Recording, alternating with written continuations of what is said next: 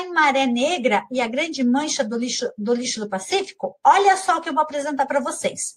A maré negra, ela consiste em grandes manchas negras de óleo no oceano, que são provenientes de vazamentos e derramamentos acidentais de óleo por petroleiros, né, que são os navios que carregam o petróleo.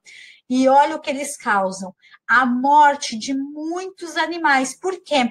Porque esses animais não conseguem sobreviver por causa do óleo que eles acabam consumindo, acaba indo na pele deles e eles vão à morte, tá? E ainda eu trago aqui para vocês a grande mancha de lixo do Pacífico. Lá nós temos mais de 80 mil toneladas de lixo plástico e 1,6 milhão de quilômetros. Isso mesmo, ele forma uma grande ilha de lixo no Oceano Pacífico. E aqui, esse é o resultado do lixo nos oceanos. Animais extremamente debilitados devido ao lixo que é descartado nos oceanos. No caso, aqui a gente pode ver que esse animal aqui teve um processo de transformação no seu corpo por causa de um plástico aqui. Esse golfinho aqui, ó, o que aconteceu com ele? Tinha uma pulseira de borracha que envolvia o pescoço dele e estava cortando o pescoço dele. Ele possivelmente iria... Para começar, a minha pergunta é, você já parou para pensar o quanto de lixo é possível de ser produzido por uma pessoa no decorrer de um dia? Vamos analisar o seguinte. Imagine, né, um dia qualquer da sua semana, onde você para pensar, analisar e talvez até pesar o lixo que você produz no seu dia a dia. Que tal combinar com os seus familiares e separar o lixo de um dia? Só para você ter uma noção da quantidade de lixo que é possível ser produzida em um único dia. Imagine o seguinte, acordar, tomar café, fazer as suas atividades de manhã, exercícios, né, da escola, brincar, almoçar, café da tarde, enfim, todas as alimentações, a produção dessas refeições. E, além disso, no seu decorrer do seu dia a dia, tudo aquilo que você pode juntar, né, e separar como lixo, seja ele reciclável, seja ele orgânico. Eu vou contar para você o seguinte, a média brasileira é que um adulto produza 1 quilo de lixo por dia. Então, por dia, todos nós adultos produzimos, em média, 1 quilo de lixo. Mas você sabe para onde que vai esse lixo? Você já parou para pensar para onde que esse lixo pode seguir? Para onde que o lixo vai? Tá, eu tirei dentro da minha casa, empacotei e botei na lixeira lá fora. No dia seguinte, passa o caminhão da coleta. E qual o destino desse lixo? Para onde que ele vai? Você sabe? Olha só, um dos destinos é esse aí, ó, o que a gente chama de lixões a céu aberto. E é um dos piores destinos. Por quê? Porque são espaços sem nenhum tratamento. São espaços onde o lixo é descartado de uma forma incorreta e que vai produzir o que a gente chama de chorume, que é esse líquido negro que você consegue ver aqui, ó, que é formado a partir da decomposição dos resíduos que são dispostos ali. E olha só, eles vão poluir o solo e vão poluir o lençol freático. Então, essa é uma forma incorreta, é uma forma muito errada de dar destino para o lixo. Mas você deve estar se perguntando, né? Qual seria a forma correta e como que esse chorume pode poluir? Então, observem essa imagem e vejam o seguinte. Nós temos aqui, ó, tudo isso aqui, ó, é o lixo. O chorume, ele vai ser originário a partir da decomposição desse lixo que vai chegar até o lençol freático, que é essa água que está aqui no subsolo. Além de poluir todo o lençol freático, ele também vai poluir o ar, soltando odores, né, ruins e promovendo a poluição atmosférica também. E é claro que todo o ecossistema dessa região ali vão sofrer, né, com as consequências disso, seja a fauna, seja a flora. Mas qual seria o destino mais apropriado para esse lixo, né? Qual seria a forma, a melhor forma de descartar o lixo que não é o reciclado, o lixo orgânico?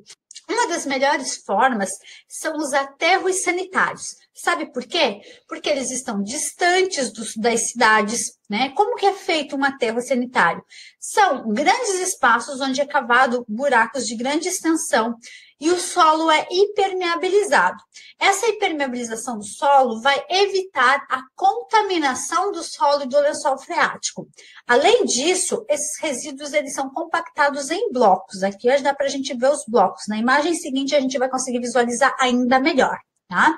E aí, essas camadas, elas são intercaladas com camadas impermeabilizantes, impedindo a contaminação do solo, a contaminação do lençol freático. O churume que vai ser produzido ali, ele vai ser canalizado para uma área, uma estação de tratamento, onde vai ser retirado o máximo possível de contaminantes e depois devolvido em melhores condições para o meio ambiente. E ainda existe a captação do metano, que é um gás que é produzido, tá? Pela decomposição desses resíduos e pode ser utilizado como fonte de energia. E os aterros sanitários têm uma vida útil de aproximadamente 20 anos. Vamos observar a imagem aqui para ver como que é feito, né? Como que se distribui as etapas dentro de um aterro sanitário. Para começar, nós temos aqui, ó, tá? A selação com manta de plástico e argila. Então, o buraco, né, cavado, aí é colocado essa camada impermeabilizante no solo. Aqui, no setor de execução, nós temos o lixo novo, o lixo que vem chegando todos os dias aqui no aterro sanitário, tá? As máquinas vão fazer a distribuição e vão fazer uma cobertura com o solo diariamente, ficando dessa forma aqui, ó. E tá vendo os blocos aqui, ó, tá? Um bloco, segundo bloco, e assim vai sendo feito os blocos de lixo cobertos por solo.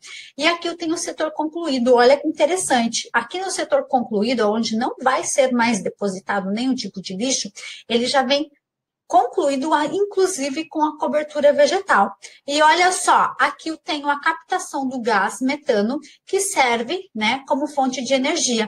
E aqui, ó, não há contaminação do lençol freático. Por quê? Porque o chorume, ele é canalizado para uma estação de tratamento, fazendo com que não chegue até o solo e até o nosso lençol freático. Então, é assim que é composto, assim que é feito um aterro sanitário. Vamos para a próxima e eu quero perguntar para você o seguinte: o que eu posso fazer de dentro da minha casa? O que você, o que os nossos familiares podem fazer para colaborar com essa condição de coleta e destino do nosso lixo? Eu vou contar para você que uma das formas que a gente pode parar para pensar é no consumo consciente. Então, a ideia aqui é fazer com que a gente pense, tá, em reduzir a quantidade de lixo diário. Então, vamos pensar o seguinte, né? Vamos, lembrando da nossa atividade no começo da aula, que tal a gente fazer esse levantamento da quantidade de lixo que a gente produz, justamente para poder pensar no que é possível reduzir, né?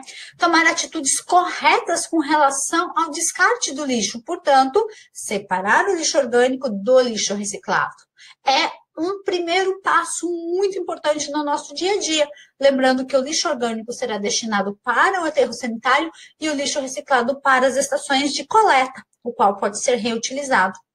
E assim, nós vamos ter uma conscientização ambiental, o que favorece para nós e para as gerações futuras também, que é de extrema importância a gente pensar no meio ambiente de qualidade para nós e para as outras pessoas também. E um dos caminhos é esse, fazendo com que a gente pense em reduzir, em atitudes corretas, na separação do lixo de forma correta entre o lixo comum e o lixo orgânico.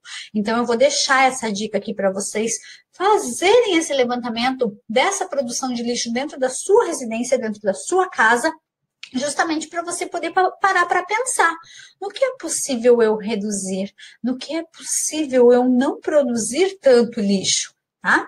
E em seguida, tá? Eu trouxe essas imagens aqui que vão fazer você pensar em reduzir, reciclar, reutilizar, a coleta seletiva, o orgânico, a educação ambiental. Tudo isso é fundamental para a gente pensar nos meios de termos uma educação ambiental e um meio ambiente melhor. E agora eu vou mostrar para vocês as atividades. E a número 1, ela diz assim, ó, tá lá na página 17, tá? Analise a imagem e depois responda as questões propostas. Qual imagem? Essa aqui, ó, que também está lá no seu material didático. O que essa imagem retrata? O que a gente consegue perceber aqui? B. Podemos verificar em muitos lugares do nosso país o descarte inadequado do lixo retratado na imagem anterior? Quais são as consequências desse ato? Como você já sabe, o consumo consciente, ele apresenta os 8 R's que a gente viu na aula passada, ou seja, ideias que podem ajudar na conservação do ambiente.